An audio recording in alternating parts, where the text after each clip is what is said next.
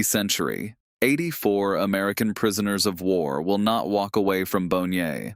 This is the story of the officer who led them there, and of the extraordinary, flawed, and politically explosive trial that followed.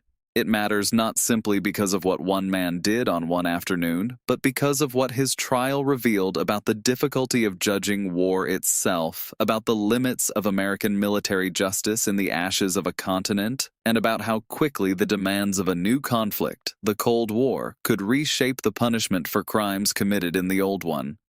Peiper's story sits at the exact point where battlefield ruthlessness curdles into atrocity, and where the pursuit of justice collides with T.E. It is just before noon on December 17, 1944, and the Hürtgen Forest is silent except for the crunch of snow beneath tires. At the crossroads hamlet of Baugnez, a convoy of American lorries rumbles south from the Hürtgen Forest, unaware that the greatest German offensive of the war has begun only hours earlier. From the treeline, tanks emerge. They belong to a battle group under the command of a 30-year-old SS colonel named Joachim Peiper, a man already decorated, already feared, and already, in the eyes of his own superiors, one of the most ruthlessly effective officers in Hitler's army. Within minutes, the American column is shattered. Survivors are herded into a snow-covered field. What happens next in that field will be argued over in courtrooms, newspapers, and history books for the rest of the messy realities of politics, memory, and time. To understand why Peiper's trial became one of the most contested legal proceedings to emerge from the Second World War, it helps to understand the chaos out of which it was born. By the spring of 1946, the Allies faced an almost impossible task. Millions of German soldiers had surrendered. Tens of thousands were suspected of crimes ranging from the shooting of prisoners to the administration of the death camps. The American military, still organizing its own occupation zones, had neither the trained personnel nor the established legal procedure to investigate war crimes at the scale required, and it had barely 18 months to do so before political pressure to wind down the occupation began to build. Investigators working for the United States Army's War Crimes Branch were largely young officers with no background in criminal law, tasked with reconstructing events from a single afternoon in a snow-covered field more than a year after the fact, using witnesses scattered across 3 continents, some dead, some missing, and many understandably reluctant to relive what they had seen. There was no international war crimes code specifically written for this situation. The Malmedy case, as it became known, was being assembled at almost exactly the same moment as the far more famous trials at Nuremberg, and the two proceedings would draw on some of the same legal reasoning, particularly the still untested principle that a commander could be held responsible for atrocities carried out by men under him, even without direct proof that he gave the order to kill. Investigators also faced a defendant pool of 74 men, many of whom had rehearsed a common story, and a public in the United States that had already read lurid press accounts naming Peiper as the villain of the piece before a single day of testimony had been heard. The physical evidence itself presented a further problem. The bodies of the murdered Americans had lain in the open field at Baugnez for weeks, through some of the coldest weather of the war, before investigators from the Army's graves registration units were able to reach the site in January 1945, once the front line had shifted back westward. By then, the ground was frozen solid. The snow had drifted repeatedly over the scene, and any physical traces of exactly how the killings unfolded, the positions of individual bodies, the pattern of wounds, the direction of fire, had to be painstakingly reconstructed by forensic teams working in appalling conditions. Roughly 40 of the dead showed wounds consistent with close-range execution rather than combat, a distinction that mattered enormously in law but was far harder to prove months after the fact than it would have been at the scene itself. Investigators also had to contend with the reality that Kampfgruppe Peiper had been implicated in other killings during the same short campaign, including the shooting of civilians in villages the column passed through, which meant prosecutors were not building a single contained case, but attempting to establish a pattern of conduct across an entire advance, using witnesses who had often fled, been reassigned, or in some cases been killed themselves before they could testify. Securing convictions that would survive appeal, in other words, meant proving not just that a massacre had occurred, but that it flowed from decisions made far above the men who pulled the triggers, and doing so through a legal apparatus built almost from scratch in the ruins of occupied Germany, under a ticking political clock that few of the investigators fully appreciated at the time. The man at the center of the case was, by any measure, an unusual figure to have ended up commanding a spearhead of tanks in the Ardennes snow. Joachim Peiper was born in Berlin in January 1915, joined the Hitler Youth as a boy, and was accepted into the Leibstandarte SS Adolf Hitler, one of the most prestigious formations in the entire SS, at 19 years old. He rose quickly, serving for a period as personal adjutant to Heinrich Himmler, a posting that placed him at the very center of the Nazi machine and gave him, later prosecutors would argue, an intimate understanding of exactly what the SS was capable of. By the time of the Battle of the Bulge, he commanded the 1st SS Panzer Regiment, the armored spearhead of Kampfgruppe Peiper, a battle group built around roughly 100 tanks and armored vehicles, including the enormous 68-ton King Tiger, a machine whose engine alone weighed more than a family car, and whose main gun could put a round through armor from more than a kilometer away. Peiper's reputation, forged on the Eastern Front, was for speed and audacity bordering on recklessness. He was known to push his columns through the night without rest, driving his men and machines to the point of collapse in order to seize ground before the enemy could react. That same reputation for speed is precisely what made him so valuable to the planners of the Ardennes offensive, and precisely what, in the view of the prosecution, created the conditions for what happened at Baugnez. A column moving that fast, dragging with it a battle group already responsible for reported killings of civilians earlier in the war in Italy, had neither the time nor, prosecutors argued, the inclination to manage prisoners of war according to the laws and customs that both sides had signed up to observe. The battle group itself was, in purely military terms, a formidable instrument. It combined tanks, half-tracks, self-propelled guns, and motorized infantry into a single column stretching for several kilometers along narrow Ardennes roads never designed for such traffic, with the King Tiger tanks at its spearhead so wide that they frequently had to grind through stone walls and hedgerows rather than attempt the tight turns of Belgian village streets. Fuel was the column's constant weakness. A single King Tiger could empty its tank in little more than 100 kilometers of road travel, and Peiper's entire plan depended on capturing Allied fuel dumps intact as his column advanced, a gamble that placed enormous pressure on speed above all else. It was this pressure, prosecutors argued, that shaped everything that followed at Baugnez. A commander with no fuel to spare and no time to organize the safe handling of prisoners was a commander for whom captured Americans became, in the coldest possible sense, an obstacle to the timetable. Peiper would later insist under cross-examination that he had given no order for prisoners to be shot and that he was not present in the field itself when the shooting began, having already moved further down the column, and the prosecution was left to build its case less on a single fatal command than on the culture of the unit he had built and led since the invasion of the Soviet Union 3 years earlier.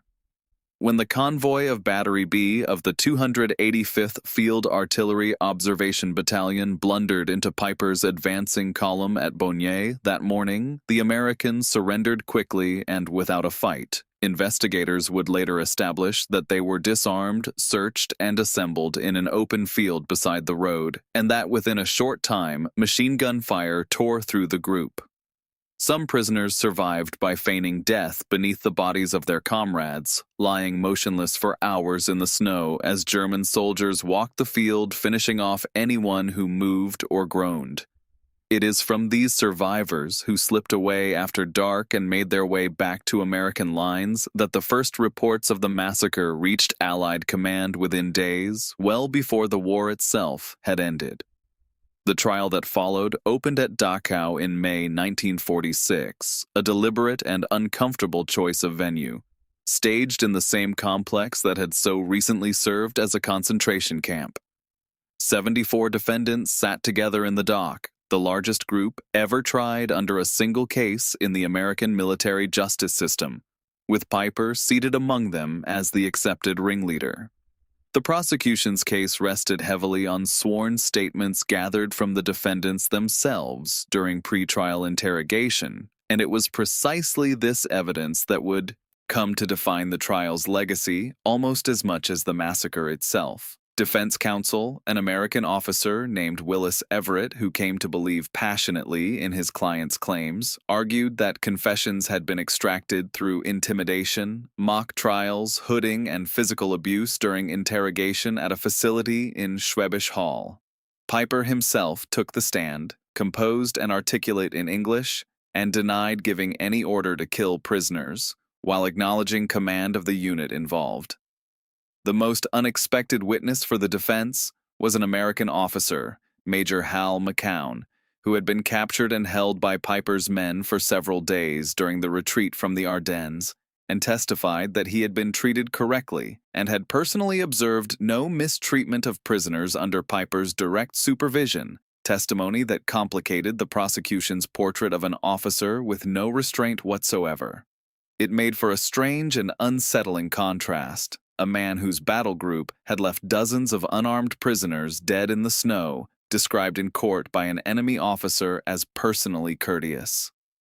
When the verdicts came on July 16, 1946, all 74 defendants were convicted. 43, including Peiper, were sentenced to death by hanging, 22 received life imprisonment, and the rest received lesser terms. For a brief moment, it appeared that the largest mass execution of war criminals outside Nuremberg itself was about to take place.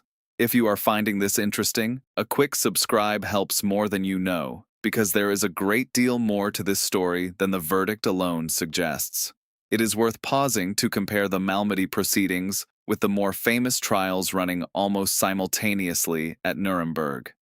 The International Military Tribunal at Nuremberg tried 24 of the most senior surviving Nazi leaders under an entirely new body of international law, with judges drawn from 4 Allied nations sitting in judgment together, and its proceedings were conducted with enormous care over legal precedent precisely because the world's press was watching.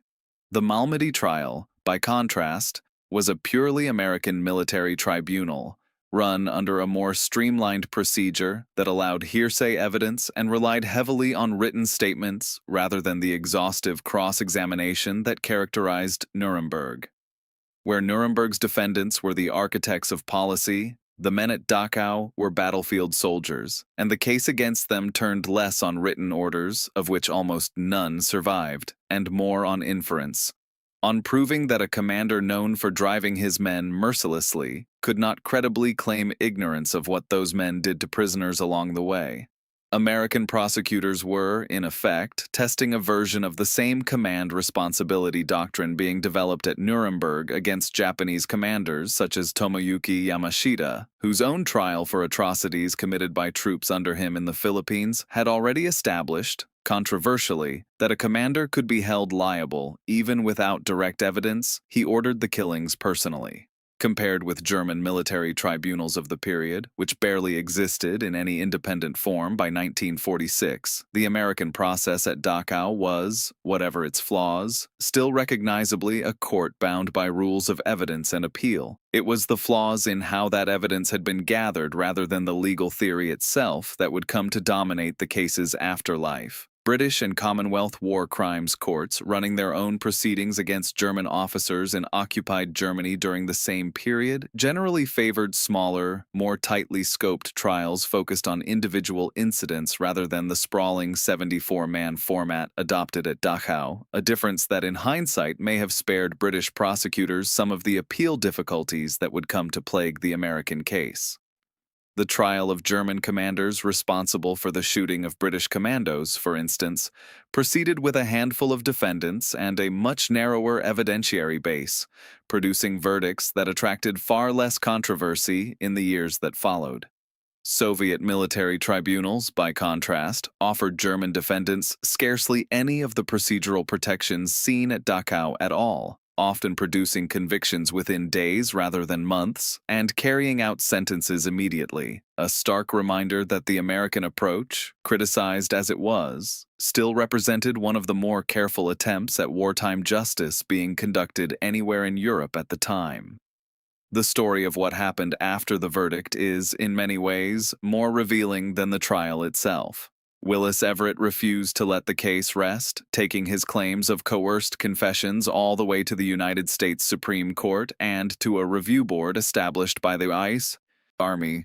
His campaign found an unlikely and controversial ally in a young Wisconsin senator named Joseph McCarthy, who used hearings on the Malmedy case in 1949 to build his own reputation as a defender against what he characterized as prosecutorial excess, several years before he turned the same instincts toward hunting communists in the American government. Under mounting pressure, and against the backdrop of an emerging Cold War in which West Germany was rapidly being reimagined from defeated enemy into essential ally against the Soviet Union, the death sentences were reviewed and, one by one, commuted. By March 1948, the Senate Armed Services Committee had voted to commute the majority of them, and further reductions followed from General Lucius Clay, the American military governor in Europe. In the end, not a single defendant from the Malmedy trial was executed. Peiper's own death sentence was eventually reduced first to life imprisonment and then to a fixed term, and he was released from Landsberg prison on December 22, 1956, having served just over 11 years for a massacre that had killed 84 men and, when combined with related killings by his battle group during the same campaign, considerably more. The legacy of the case is genuinely difficult to summarize in a single verdict of its own. On one hand, the Malmedy trial helped establish, alongside Nuremberg and Yamashita, the modern legal principle that commanders bear responsibility for the conduct of forces under them, a doctrine that continues to shape international war crimes prosecutions to this day. On the other, the manner in which the death sentences were unwound became, for many American veterans and for the families of the men killed at Baugnez, a lasting source of bitterness, a sense that political convenience had been allowed to override justice once the enemy of the moment had changed from Germany to the Soviet Union. Peiper himself never expressed public remorse in any form that satisfied his critics. And after his release, he worked for a period as a translator before settling in the small village of Treves in eastern France, where his identity eventually became known to local Communist Party activists and former resistance members. On July 14, 1976, his house was firebombed in the night. Peiper's remains were found inside, though the case was never definitively solved. The crossroads at Baugnez itself is marked today by a memorial to the 84 men who died there, and the site remains a place of quiet pilgrimage for military historians and the descendants of American veterans of the Ardennes campaign. Nearby, a small museum in Malmedy preserves photographs, uniforms, and testimony from survivors, ensuring that the massacre is remembered not as an abstract legal case, but as something that happened to specific, named men on a specific afternoon. Legal scholars, meanwhile, continue to cite the Malmedy proceedings in discussions of coerced confessions and the limits of military tribunal procedure. A cautionary example studied alongside the far more celebrated Nuremberg trials whenever the question of how to prosecute atrocity fairly and quickly comes under scrutiny. Return, then, to that field outside Baugnez, to the snow and the silence and the tanks emerging from the tree line. What took place there in a matter of minutes on December 17, 1944, took more than a decade to work its way through American military justice, and it has taken the better part of a century to work its way, only partially, into historical clarity. Joachim Peiper was, by every measure his own army used, an exceptional soldier, fast, fearless, and utterly without hesitation. Those same qualities, turned loose on a column of disarmed prisoners, produced one of the defining atrocities of the war in the West. His trial convicted him. Politics unwound that conviction. And history, in the end, has delivered the verdict that no court ultimately could. Not exoneration, and not full justice either, but the uneasy, unfinished judgment of a case that changed how the world defines command, responsibility, and guilt, and that still, at a quiet crossroads in the Belgian countryside, refuses to let itself be forgotten.